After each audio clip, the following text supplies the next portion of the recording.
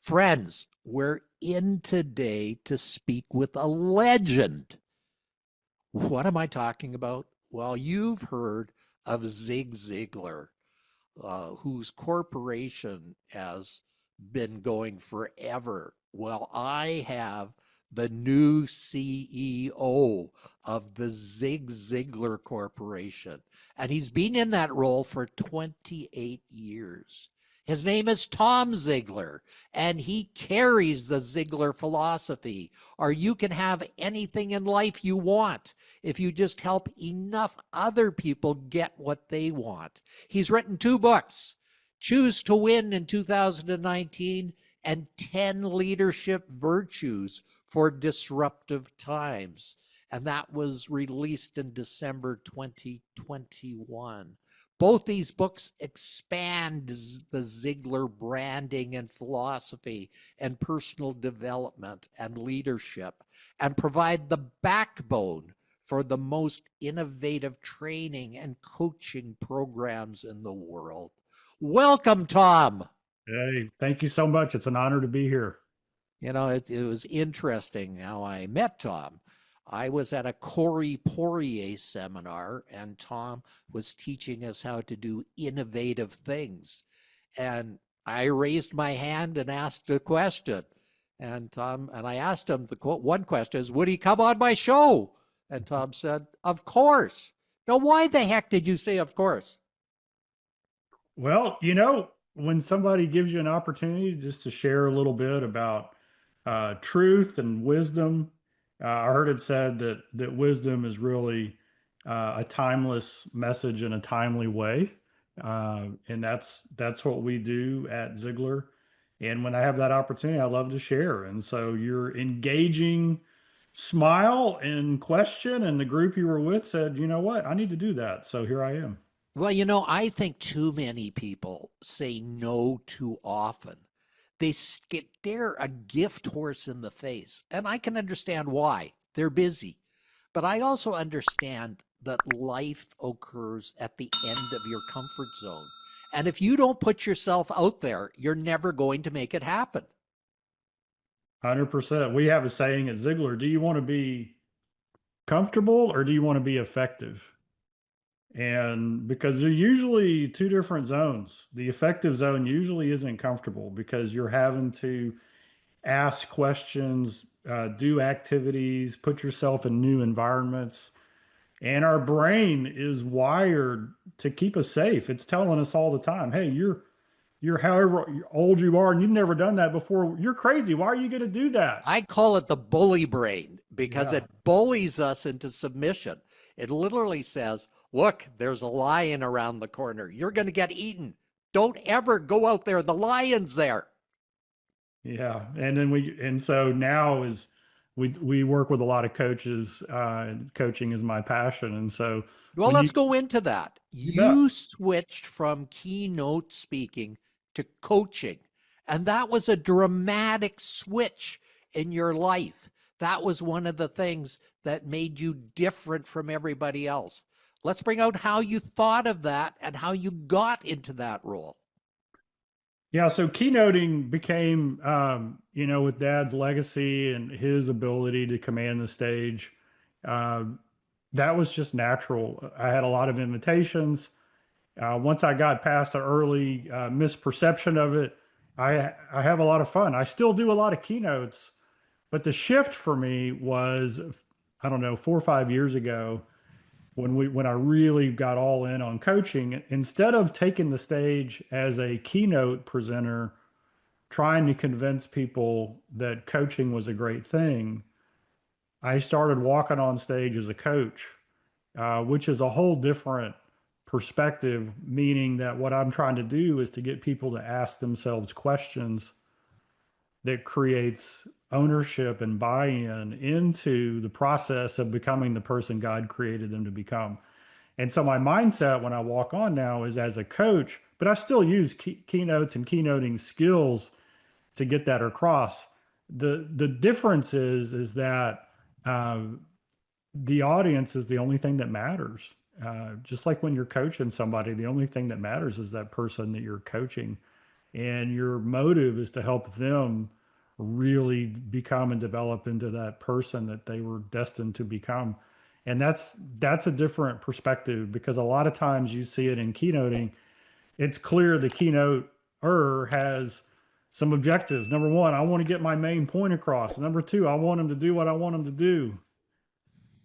And number three is I want to be invited back. I mean, those are like the three things that a keynoter wants. Well, I think the most important thing is he wants to get paid. That is the number one on his principle. And if I'm not going to get, I want to get paid here, and I want them to introduce me to people that are going to pay me. And that's all that's on a keynote's mind. Yeah, and that's great, because the fundamental question of somebody who's thinking about becoming a keynoter is, hey, can I make a living at this? And then the second question is, am I good enough to do it? Right? That self-doubt, imposter Well, syndrome. look how often that is. Were you ever in that situation, Tom? You know, the doubt, this is the doubt that I had, is when I first started speaking, man, my stomach would be in knots. It would be like, I just didn't want it, it was just terrible. And I was playing the story in my head, and then the speech would happen. I got good feedback, and then I'd get invited somewhere else, and I'd go through that cycle again. And so I had to like pull myself to side and say, what's going on? Why am I thinking these things? And the story I told myself was, is I thought people wanted me to be like my dad. And what I mean by that is charisma, personality, style. They wanted me to be like my dad. And I said, well, who told me that? Well, dad never told me that. Uh, Maybe the greatest speaker ever crossed the stage. And nobody who I could point to ever told me that. All they wanted me to do was to go out there and represent the Ziglar philosophy in my own way, with my own skills and my own style. And so when I got over that, man, it became a lot more fun. And my style is very much of encouraging and drawing out of the audience while I'm there, asking a lot of questions and having fun. I could do I could do a 35-minute, 40-minute keynote where it's just go and blow. But I do a lot of homework before I go to make sure I know what I the want to stop you there, Tom. The key to being a successful speaker is research. Know exactly what the audience wants. My A good friend of mine is Sam Dema, who teaches students around the world, and he's known as the backpack man because he carries this amazing backpack on his back that's so huge that he climbs on the stage with it and says everybody has a backpack on their back full of sorrows and trials and tribulations, and you've got to empty your backpack. Now, he spoke recently in the Northwest Territories, Canada's foreign forbidden land, way up in the frozen north. He spoke at a high school, and it mainly speaks the native tongue of what I'm going to call Eskimo, which is not acceptable anymore. It's whatever, Inuit or whatever it's called now. But when he got on stage, he entered it by speaking that native tongue. And he said he messed up. He messed up several times. But guess what that opening did, Tom? they loved him.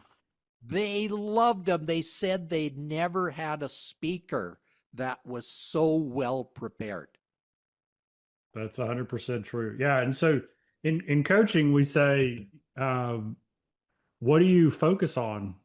You focus on what your client values, not what you have to offer. Speaking is the same thing. You've got to do your homework to understand what that client, what that Well, audience. I'm going to tell you, my listeners out there, a little secret. I spoke at the Texas Fire Chiefs Association last month in Waco, Texas.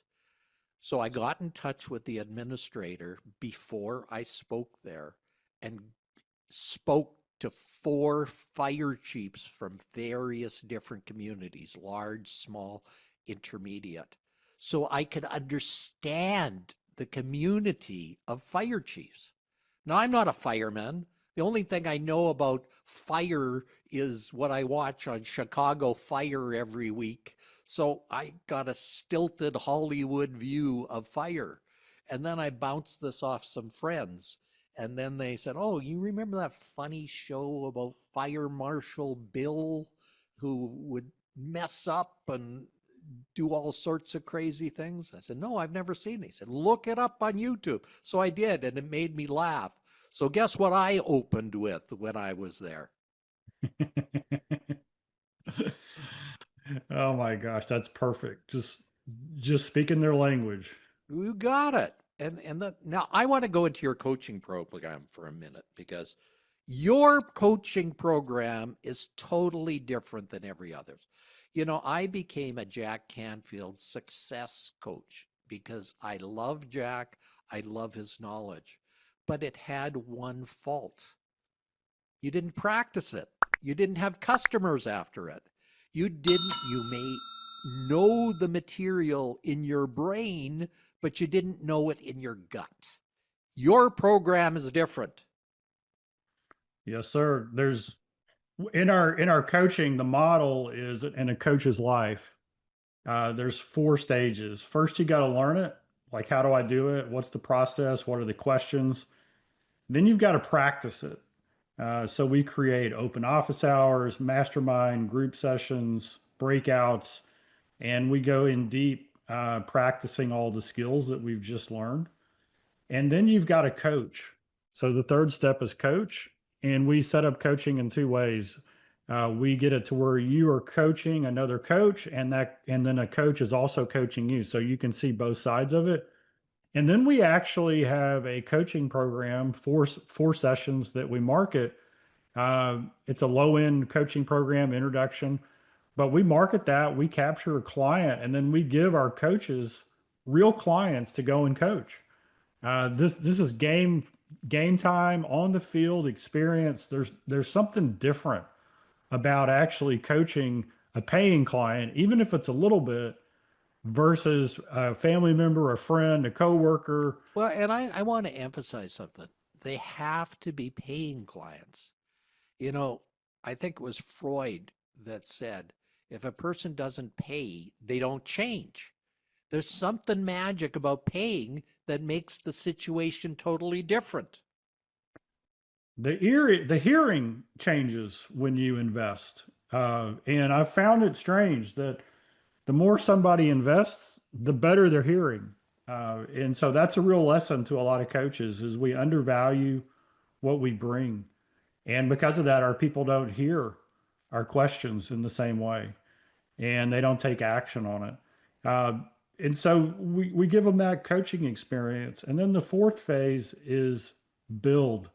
And we call these IPAs, income producing activities. Now, do you have a system to help them build?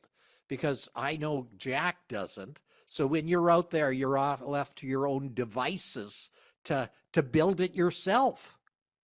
Yeah, and so we've actually created, we call it the Ziglar Sales, Marketing, and Enrollment Mastermind.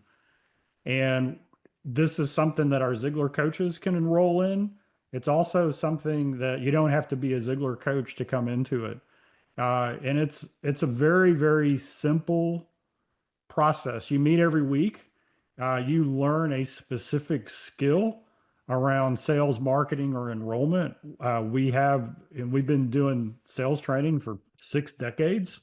We have marketing experts who come in and help teach these skills. And these are all things that a coach can do on their own. So I'm The- going to ask a question, Zig.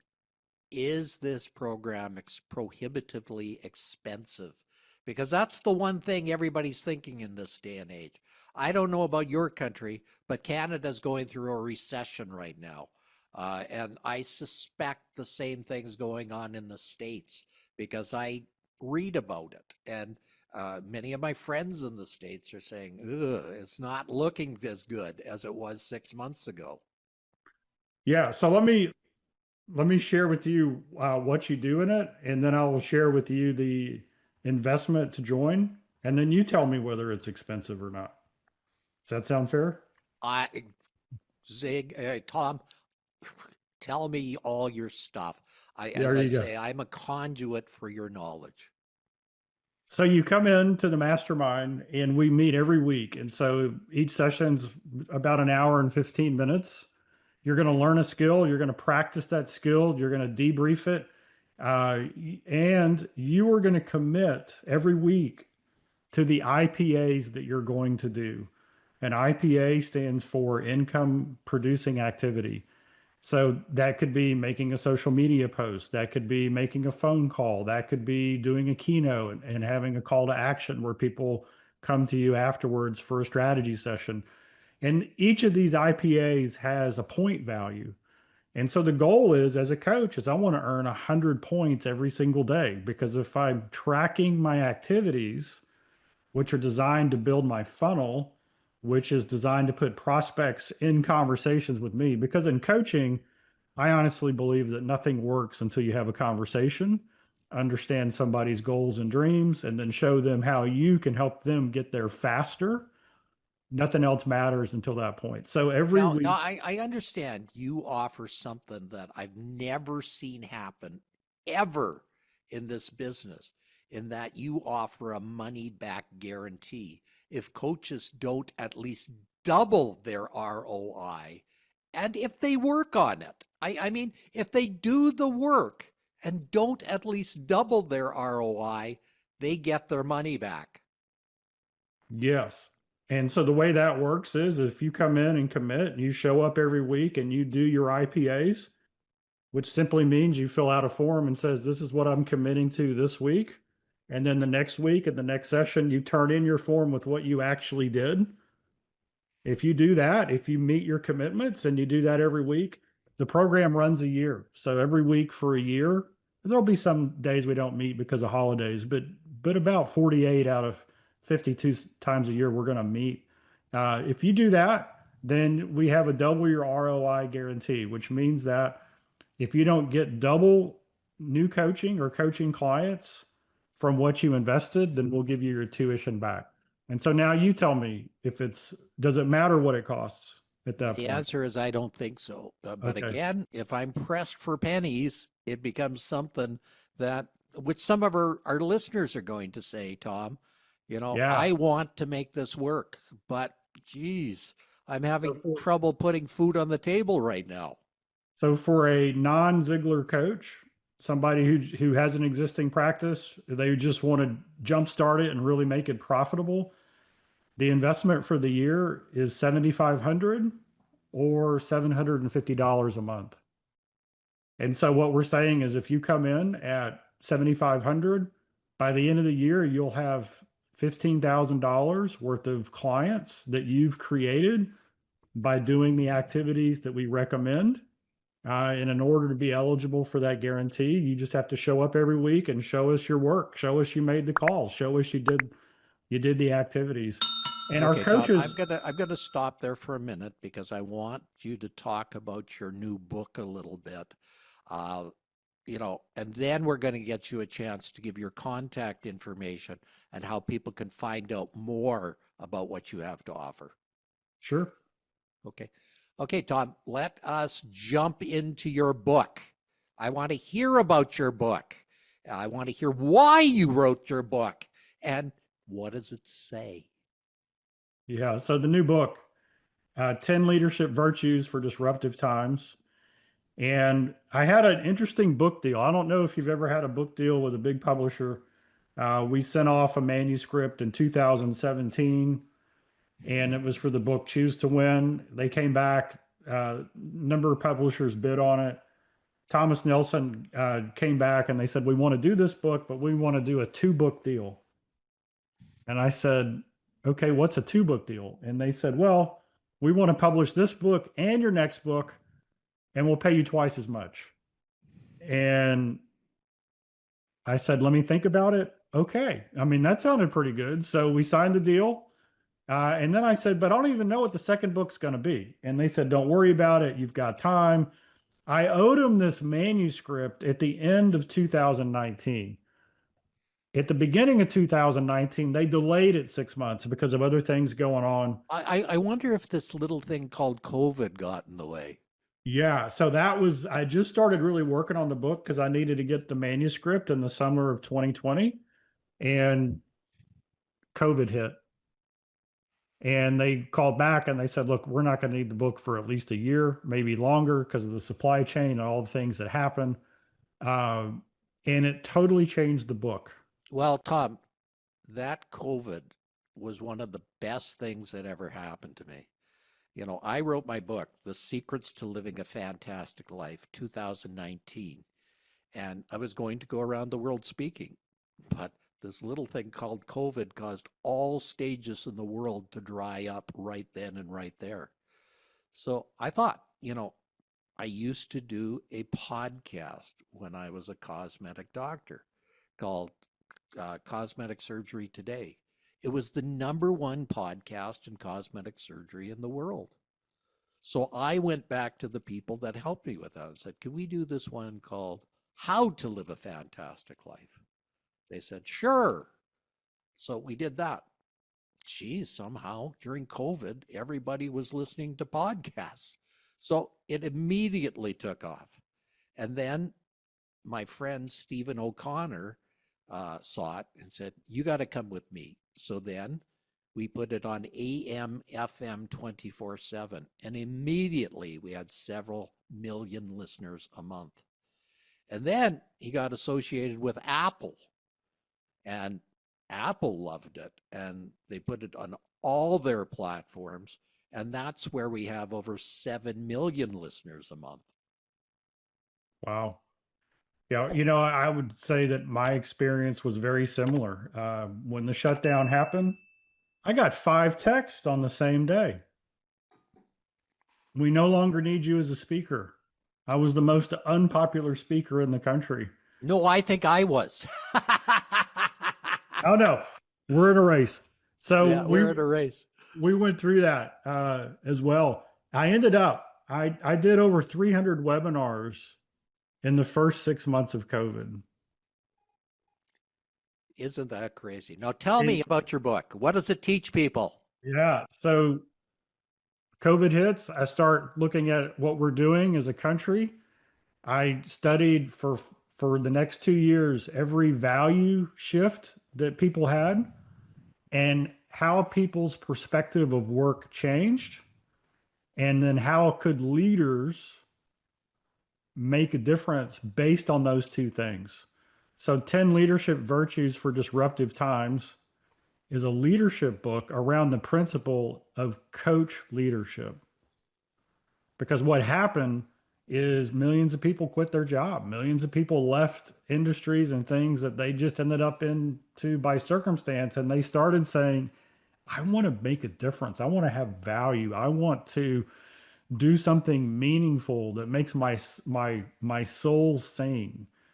And so this book came out for leaders on how to coach their people so that their people could find meaning and purpose and performance in the work that they were in. So we teach a very simple 5-step intentional coaching conversation through this book, which has now gone into corporations all over the world. I've been to Vietnam on it, different countries on it, teaching leaders how to coach their people.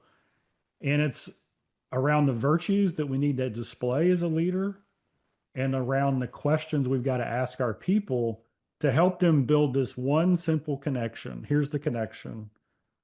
What is it I want in my own life? What are my dreams and goals and aspirations that I want?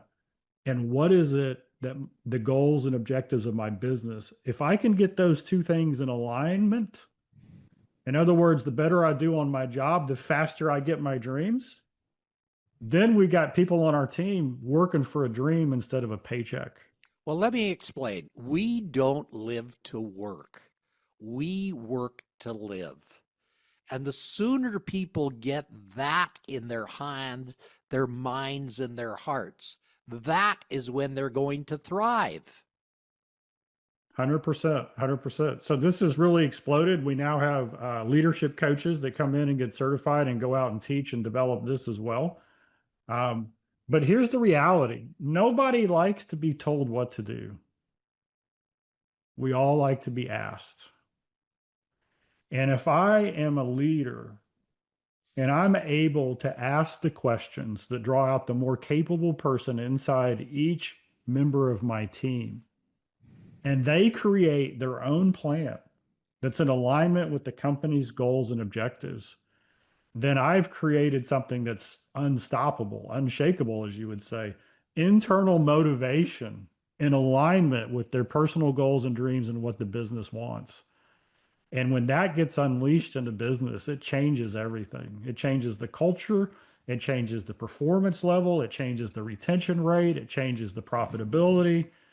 And it's a powerful thing. And it's built on this concept of I have to be a leader of virtue. Everybody says love your people, and nobody tells you how. This book gives the how to's on that. Okay, that's beautiful, Tom. Can you tell everybody how they can get their book and find out more about what you have to offer? You bet. You can get the book anywhere. It's at Amazon, Ziglar.com, Audible. If you go to Ziglar.com, I'll even autograph it for you. Um, and then finding more about Ziglar, you can go to Ziglar.com, ask about, look at our coaching programs, all the things that we do. A lot of places. We have the Ziglar Coaching Academy on YouTube. So if you're a coach or thinking about becoming a coach and you want to up your skills and learn what it's all about, that's a great place to do that. That's totally free. It's an amazing time that we live in, and I've always found that if you can ask somebody a question that lights a fire, and then you can ask them another question that leads them into an action that creates a result, all of a sudden somebody realizes that they have a choice and that they can create the future they've always dreamed of. And when you get people dreaming about the futures they want to create and you ask questions that illuminate the path, then that's a powerful, powerful thing. That's why I love coaching. That's why everywhere I go, whether I'm speaking or whatever, it's like, hey, let's do some coaching. Yeah.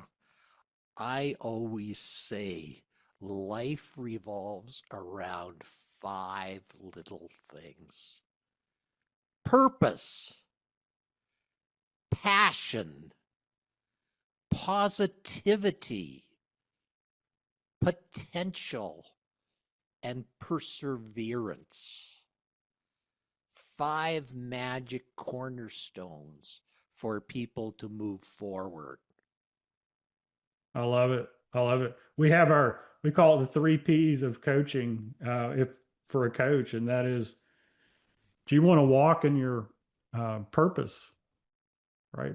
So many coaches are called to it. Do you want to have peace when you go to sleep at night? And can you do that without profit?